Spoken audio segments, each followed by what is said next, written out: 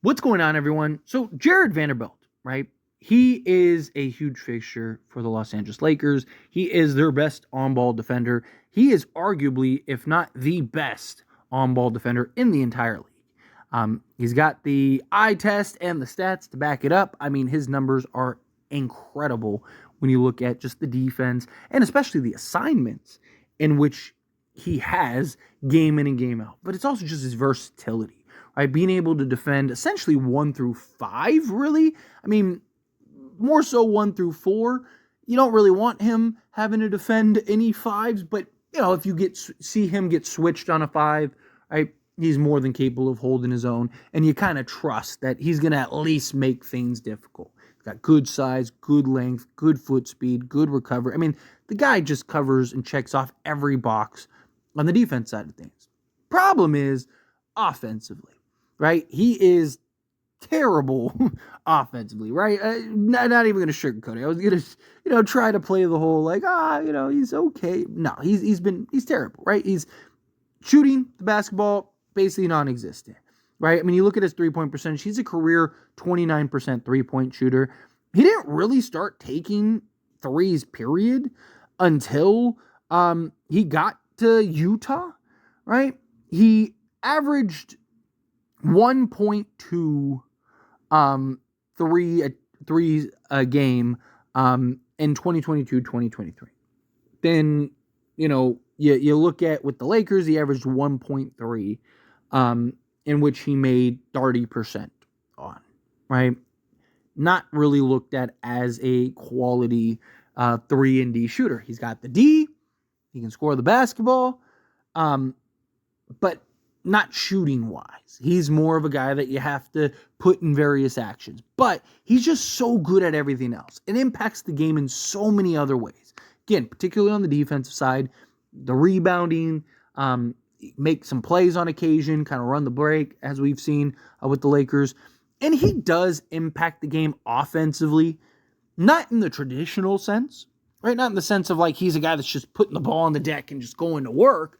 No, but in the sense of just live ball turnovers, offensive rebounds, keeping balls alive, right? Turnovers in general, right? Like he's giving the Lakers extra opportunities in order to help the Lakers get more shot attempts, right? Even rebounding the basketball or, helping get a stop. And that leads to, an Anthony Davis rebound or whatever, right? He is impacting the game on both sides of the basketball. Just, again, not in the traditional, he's just a guy that's just out there just getting buckets, right?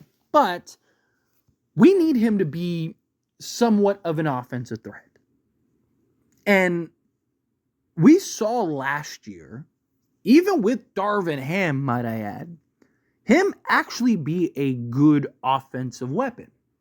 Not in the sense of shooting the basketball, still an issue, right? Hopefully he's been in the lab.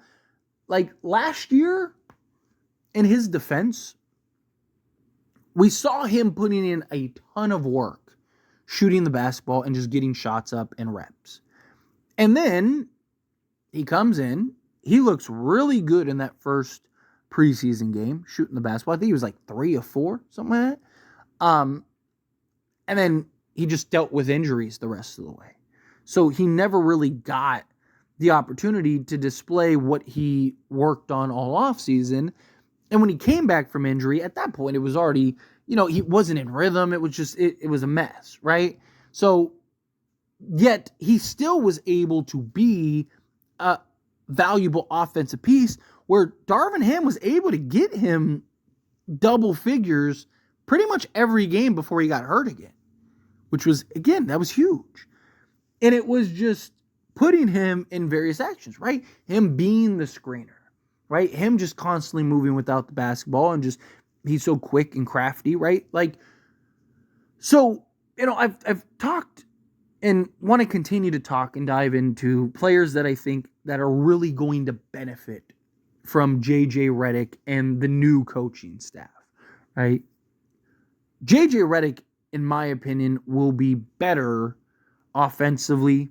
I think he's just a better X's and O's guy. I think he's just has a better mind for just the game and positioning and utilization and actually running sets, right? Actually running some offensive actions. Where, I mean, even JJ Redick himself said, and kind of took shots at Darvin Ham about how much better the Lakers were when guys weren't standing around, when guys were actually playing offense and moving the basketball and showing about. And I talked about it all season.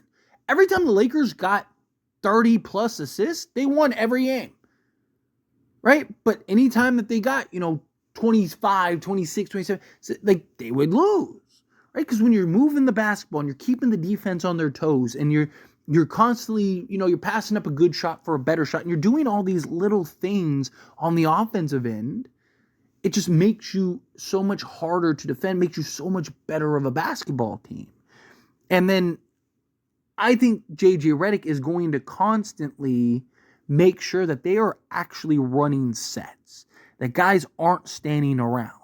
And so once again, I do think Jarred Vanderbilt is going to be a guy that is going to greatly benefit from JJ Redick and his offense and his actions. I think that Jarred Vanderbilt, you're going to see, I'm not saying he's going to all of a sudden be a 20-point-a-game guy and, but no, I can see him consistently maybe getting you double digits, right? We don't need him to be getting 20, 15 points a game or anything like that. Obviously, that'd be great. Right? If he could be a 20-point a game guy, that'd be beautiful. Right? But I just think that's a little unrealistic. But can he be a 8 to 10 point a game guy? Right? I mean, you look at in 2022, 2023, he was, he averaged 7.2. Can you get that to 10 or 11? Last year, he was 5.2. Right? But again, can you get that 10 or 11?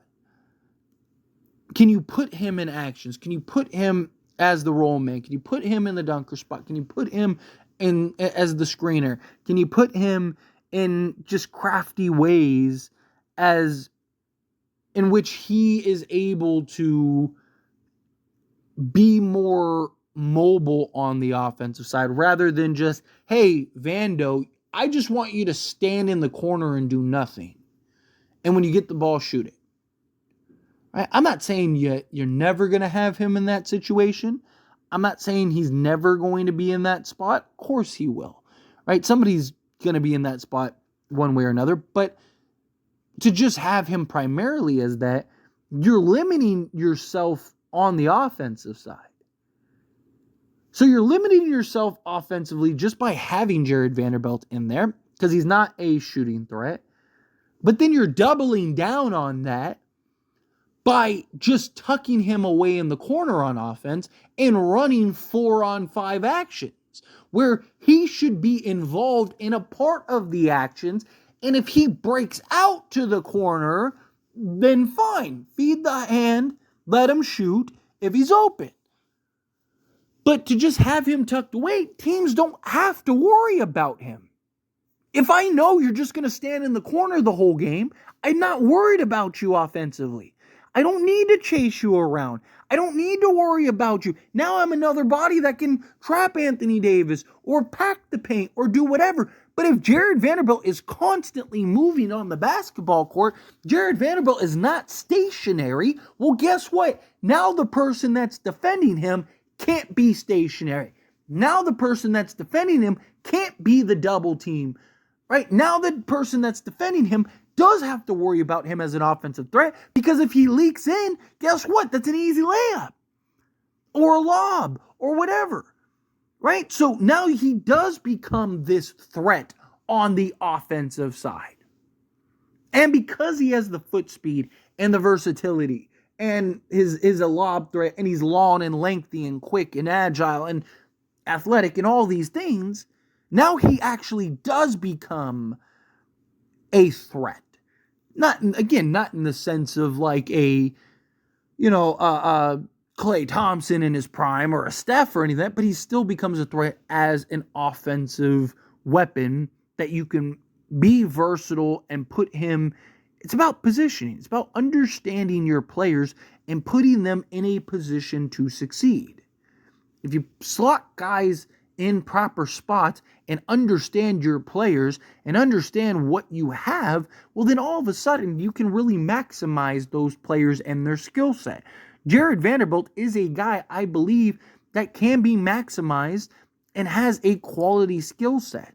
Jarred Vanderbilt is a guy that I do believe can be somewhat of an offensive, versatile weapon. Again, not in the traditional sense, not in the sense of this is a dude that's just going to be lighting folks up, but in the sense of like he's a guy that can go get you 10 points a game and not get played off the basketball court. And, at that point, he might be so good, you might not be able to take him off the basketball court, right? Because you know what he's going to give you defensively. He's going to hold whoever's in front of him way below their averages. Again, go look it up. Look at Luka's numbers versus Jarred Vanderbilt. Look up Kyrie. Look at Anthony Edwards. Look up Steph. Look at all these guys and their numbers with Jarred Vanderbilt as the primary defender, and tell me he's not the best defensive player in the league or on-ball defender in the league. It's not even close. All right, so to me, you know what he's going to give you defensively. You know he's going to do the dirty work. You know he's going to be kind of the glue guy that you need on your team. But if you can make him any type of offensive, just versatile weapon, all right, then, you just unlock a whole new level. And the Lakers are going to be that much better. But anyway, as always, this is a discussion. I pass a question on you. Let me know your thoughts and opinions down in the comments below. What do you think? What are your thoughts? Do you have confidence that, Jarred Vanderbilt can be a better version of himself? Do you think that JJ Redick will really help in that regard? Do you think, no, he is who he is? Again, however you feel, whatever your thoughts are, love to hear it. Let me know down in the comments below. That being said, if you haven't liked this video, hit that like button. Helps me a lot. It's me enjoy these types of videos. Truly appreciate it. Not subscribe channel, hit that subscribe button. Turn on the bell notifications. Appreciate y'all. See you in the next one. Thank you.